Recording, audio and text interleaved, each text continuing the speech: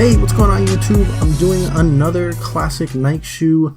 These go by many different names depending on where you're from. They can go by DCs, Flaves, I'm not too sure how to pronounce that, Uptowns, Harlems, Dookies, Fatheads, G-Nikes, Willie D's, Forces, Air Ones, whatever you want to call them. This is the Nike Air Force One Low.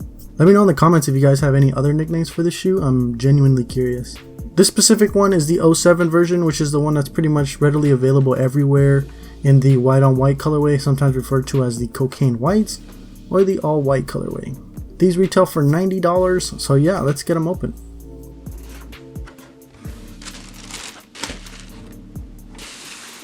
So there it is, the shoe that needs no introduction, the Air Force One.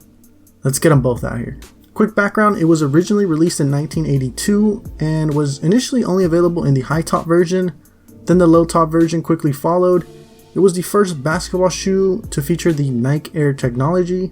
Then it was discontinued in 1984, and then in 1986 it was re-released.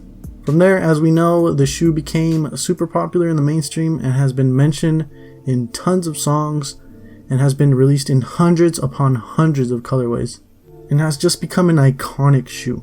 Let's talk about the materials. The upper, of course, is made out of a full grain leather, which is very similar in looks to the Cortez, but the leather on the ones has a thicker grain to it.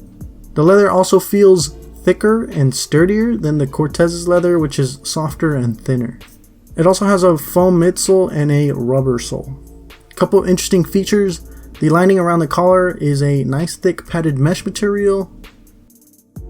If we come down to the laces, we got the Air Force One metal dubre, which is a really nice detail. Below that, we got the large perforated toe box for breathability, as well as 2 holes on either side. So great breathability for the summer. Of course, on the side, we got the classic Nike swoosh, as well as some leather overlays. At the back, we got the embroidered Nike Air logo, which looks really clean. Lastly, we got that thick midsole that houses the air unit and EVA foam. We also got that Air logo on the rubber, just in case you forgot what type of tech it uses. On the heel and toe, we got the stars that are a great detail, and at the bottom, we got a nice circular pattern on the heel and towards the top of the shoe. Overall, a timeless shoe in silhouette. When you think of an all-white leather shoe, it's hard not to think of an Air Force One. It's a shoe that's always available, always clean, and it's always a good choice. So that's pretty much all you need to know about the shoe. Let's get these on feet.